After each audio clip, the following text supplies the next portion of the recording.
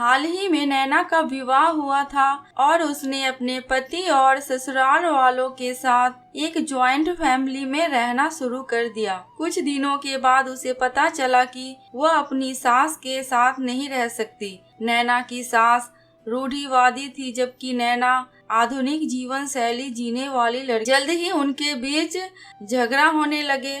कई महीनों के बीत जाने के बाद दोनों में से कोई भी अपना व्यवहार बदल नहीं पाया।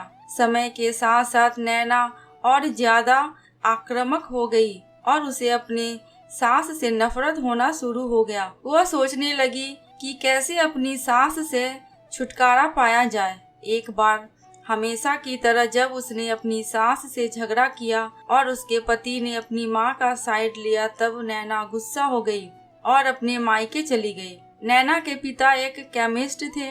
उसने अपने पिता को पूरी बात बताई। उसने अपने पिता से कहा कि उसे कुछ जहर दे दो ताकि वह अपनी सास के खाने में मिलाकर उसे छुटकारा पा सके, नहीं तो वह अपने पति के घर वापस नहीं जाएगी। नैना के पिता को यह सब जानकर काफी दुख हुआ और उन्होंने अपनी बेटी से कहा, अगर तुम अपनी सास को जहर देती हो तो तुम और मैं दोनों जेल जाएंगे। ऐसा करना ठीक नहीं है। लेकिन नैना सुनने और समझने की हालत में नहीं थी। आखिरकार उसके पिता ने कहा, ठीक है, जैसा तुम चाहती हो वैसा ही होगा, लेकिन मैं तुम्हें जेल में नहीं देखना चाहता। उसके पिता अंदर से पाउडर लाए और कहा, हर दिन जब तुम दोपहर का भोजन या रात का भोजन करते हो तो अपनी सास के खाने में इसे मिला देना। इसे धीरे धीरे कुछ महीनों में वो मर जाएगी और लोग सोचेंगे वह प्राकृतिक रूप से मरी है। उन्होंने यह भी कहा, क्योंकि किसी को भी तुम पर शक नहीं होना चाहिए,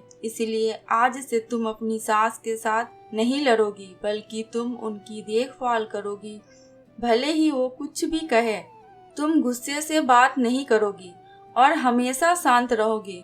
नैना सहमत हो गई और अपने ससुराल वापस आ गई और अपने पिता की सलाह के अनुसार उसने अपनी सास के खाने में पाउडर मिक्स करना शुरू कर दिया और बड़े ही प्यार के साथ बात करना शुरू कर दिया। समय बीतने के साथ साथ नैना की सास का नेचर भी बदलना शुरू हो गया, क्योंकि नैना अब अपनी सास की बहुत देखभाल करने लगी थी। इसलिए उसकी सास भी उसके प्रति विनम्र होने लगी और प्यार से बात करने लगी।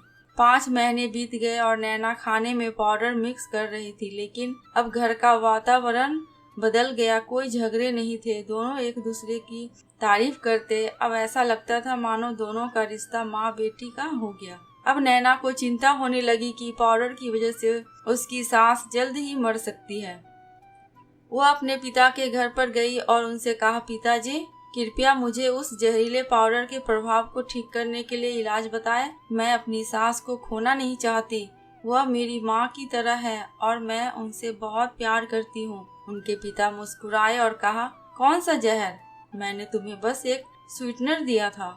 नैना हैरान थी और उसने अपने पिता से पूछा कि उन्होंने ऐसा क्यों किया। पिता ने कहा, बेटा, अगर तुम किसी दूसरे इंसान से प्यार चाहते हो तो तुम्हें भी उसे प्यार देना होगा।